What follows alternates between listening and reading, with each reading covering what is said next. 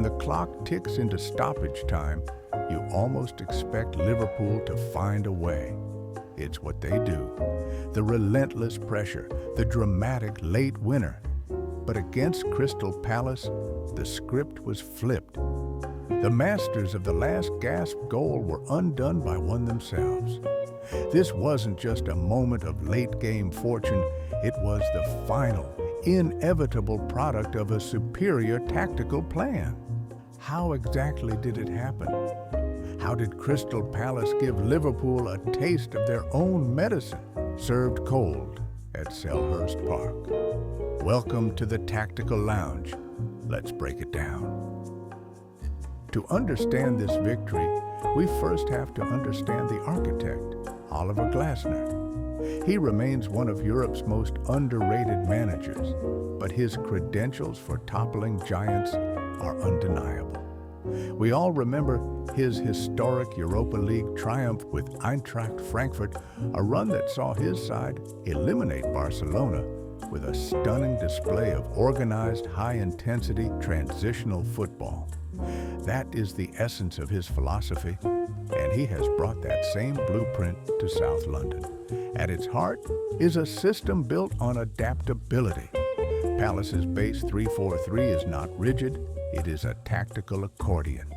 When out of possession, it seamlessly compresses into a formidable 5-4-1 low block, creating a defensive wall that is incredibly difficult to penetrate. The data from this match tells the story perfectly. Palace held a team of Liverpool's attacking quality to just 2.12 expected goals, while generating 2.49 XG themselves. This disciplined structure formed the bedrock of their victory.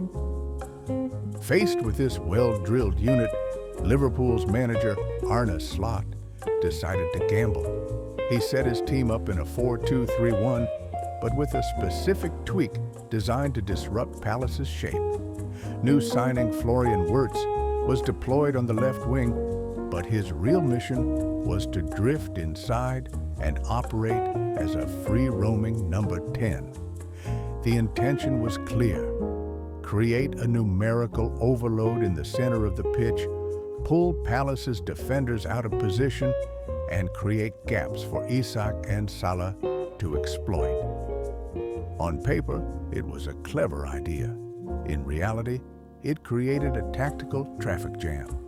Instead of pulling Palace apart, Liverpool simply congested their own operating space. Players were running into the same channels. The passing lanes became clogged, and the attack grew predictable and sluggish. This central obsession had a critical side effect. It completely starved Liverpool's wings of service. Fullback Kerkez was hesitant to bomb forward, leaving the left flank vacant, and the champions recorded a significant drop in progressive passes and take-ons from wide areas.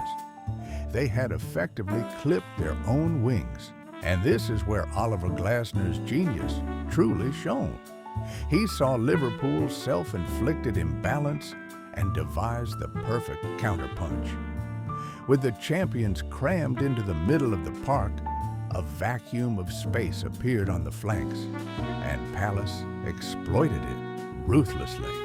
They used their physical striker, Jean-Philippe Mateta, as a launchpad. Long balls were played up to him, and his job was to hold off his marker, primarily Konate, and lay the ball off into the vast open spaces on the wings. This is where the incredible engines of wingbacks became the deciding factor. Mitchell, who covered over 11.6 kilometers in this match alone, tirelessly sprinted up and down the touchline, turning Liverpool's tactical gamble into Palace's greatest weapon. This relentless pressure from the wings stretched the champions' defense to its breaking point. But the final fatal blow was aimed at an old festering wound in Liverpool's armor, their Achilles heel on set pieces. This victory was not a fluke, and the goals were not lucky. They were the result of a meticulously planned assault on a recurring weakness we first saw exposed in the preseason's Community Shield. Both of Palace's goals came directly from set-piece situations. The first was a brilliantly executed corner. The second, the dramatic winner, came from what can only be described as organized chaos. A long, flat throw-in hurled into the box to cause maximum disruption. Palace had drilled these scenarios. They knew that by creating confusion in the penalty area, an opportunity would eventually fall their way. Liverpool, for all their attacking sophistication, had no answer. Their defensive structure crumbled under the most basic, yet most effective, forms of pressure. In the end, this was more than just an upset. It was a tactical dissection. Crystal Palace's victory was born from a superior game plan executed with flawless discipline. Glasner's flexible system, their ability to control the physical battle, and their ruthless exploitation of set pieces provided the perfect blueprint for how to conquer a champion. It's a powerful reminder that in modern football, tactical intelligence and adaptability can be the sharpest weapons of all. And with that, our session in the Tactical Lounge comes to a close. See you next time.